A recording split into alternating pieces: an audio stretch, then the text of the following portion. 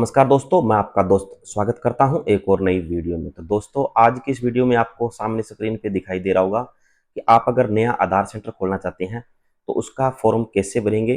तो इसका पूरा प्रोसेस मैं आपको इस वीडियो में बताऊंगा, तो वीडियो को लास्ट तक जरूर देखना है। इस वीडियो में मैं आपको ई मित्रा के द्वारा आधार सेंटर का फॉर्म आप ऑनलाइन कैसे भरेंगे, तो मैं इसका आपको पूरा प्रोसेस बताऊंगा। तो इसके लिए आपको अपने कंप्यूटर लैपटॉप में कोई सा भी एक ब्राउजर ओपन कर लेना है और अपनी एसएसओ आईडी के माध्यम से अपनी ई मित्रा को ओपन कर लेना है। जैसे ही आपका ई मित्रा ओपन हो जाएगा, आपको यूटिलिटी सर्विस का चयन करना है। यूटिलिटी सर्विस पर क्लिक करने के बाद आपके पास सर्च बार आ जाएगा। आपको यहाँ सर्च करना है राज आधार। राज आधार टाइप करने के बाद आपको थर्ड पार्टी पोर्टल पर जाने के लिए ओके पर क्लिक करना है।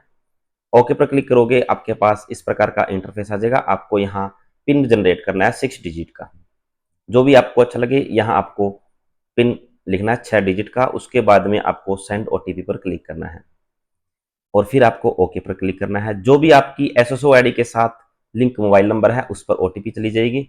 वहां से आप यहाँ ओटीपी नंबर टाइप करें। ओटीपी नंबर फिल करने के बाद आपको वेरीफाई ओटीपी पर क्लिक करना है। जैसे ही इस पर क्लिक करोगे तो यह पिन जनरेट सक्सेसफुली हो जाएगा। फिर आपको ओके पर क्लिक करना है। जो भी आपने पिन बनाया है वो आपको यहाँ टाइप करना है, फिर सबमिट पिन पर क्लिक करना है। जैसे ही क्लिक करोगे आप राजस्थान आधार पोर्टल पे आ जाओगे। यहाँ आपको अपना जन आधार नंबर फिल करना है।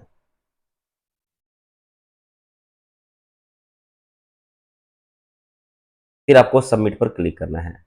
जैसे ही सबमिट पर क्लिक करोगे, आपके पास इस प्रकार का इंटरफेस आ जाएगा। आपको नीचे टिक मार्क पर क्लिक करना है, फिर आपको सेंड ओटीपी पर क्लिक करना है। तो यह जो भी आपके आधार के साथ लिंक मोबाइल नंबर है उस पर ओटीपी चली जाएगी और आपको फिर से ओटीपी नंबर फिल करना है। ओटीपी नंबर फिल करने के बाद आपको सबमिट ओटीपी पर क्लिक करना है। जैसे ही सबमिट ओटीपी पर क्लिक करोगे, आपके पास आधार का एप्लीकेशन फॉर्म ओपन हो जाएगा। आपको इसको फिल करना है। यहाँ आपके पास अपनी पूरी डिटेल आ जाएगी। जो खाली हो उसको आपको क्या करना है, फिल करना है। बाकी आपके पास पूरा फॉर्म भरा हुआ आ जाएगा।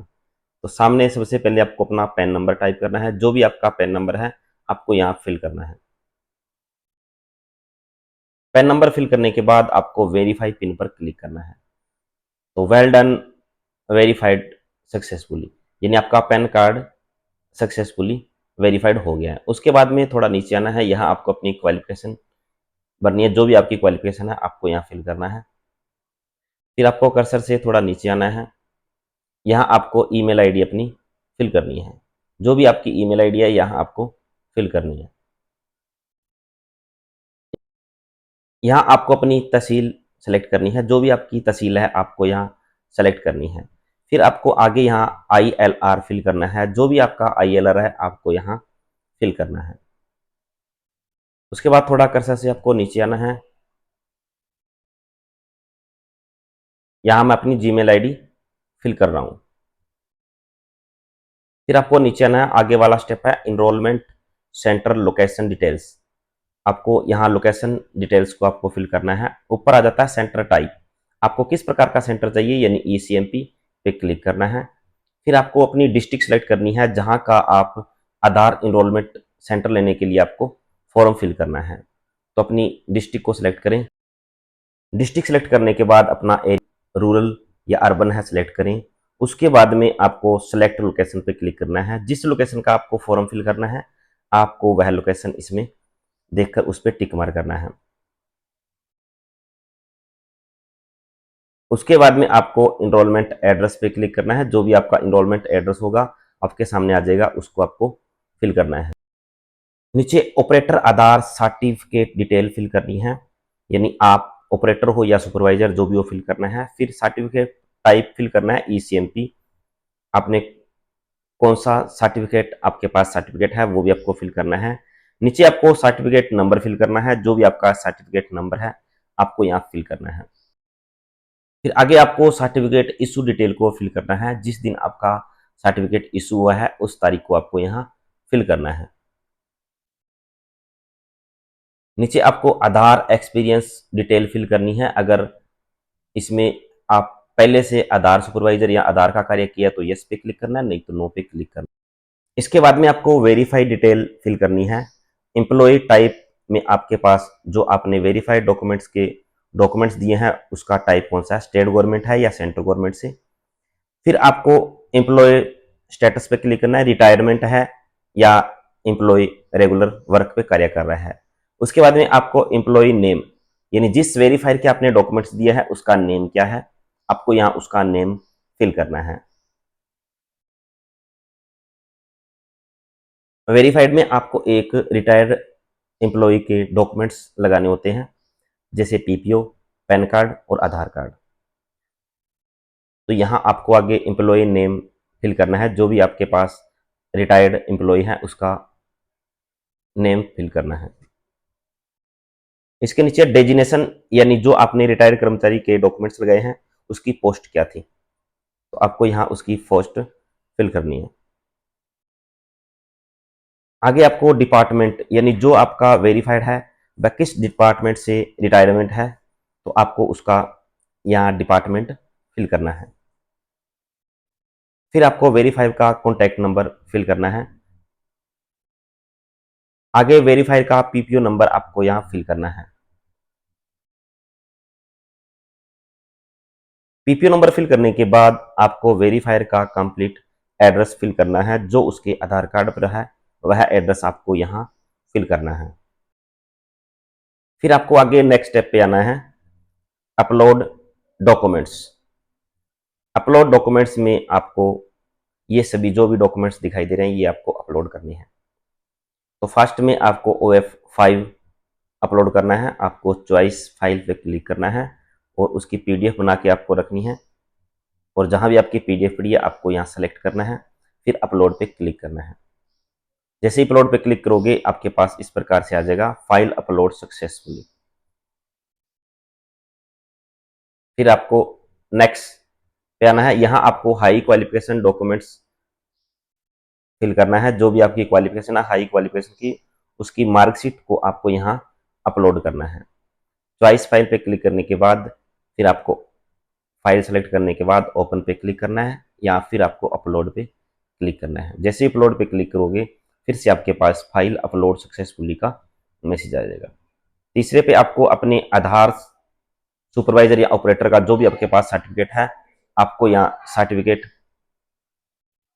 की PDF अपलोड करनी है। चौथे नंबर पर आपको OF6 फॉर्म अपलोड करना है।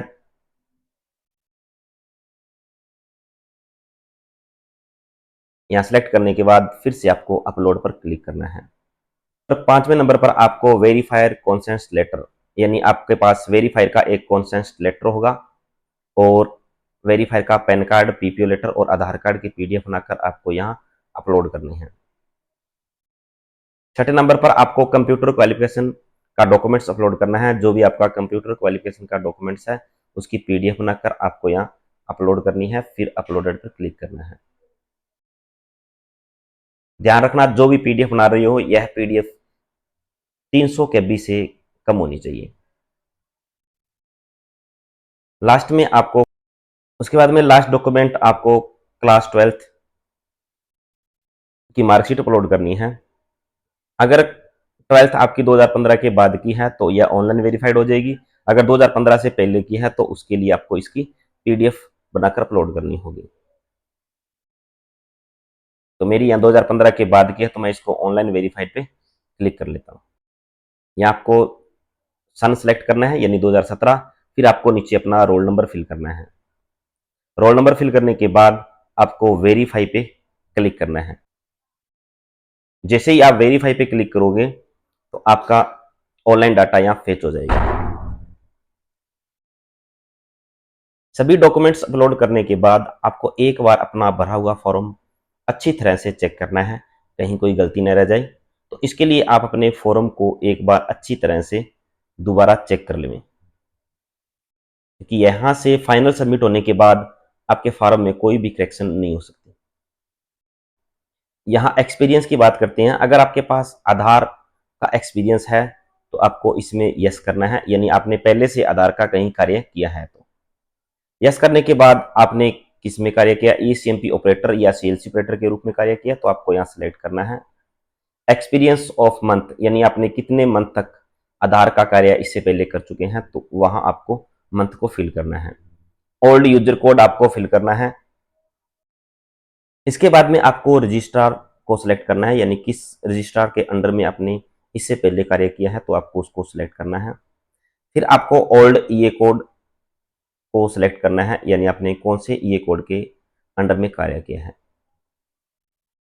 तो इस प्रकार से आपको पूरा फॉर्म फिल करना है। एक्सपीरियंस में आपका जो भी डाटा है आपको पूरा फिल यहाँ करना है। फिल करने के बाद आपको नीचे आना है, थोड़ा सा फॉर्म को एक बार फिर से चेक करना है।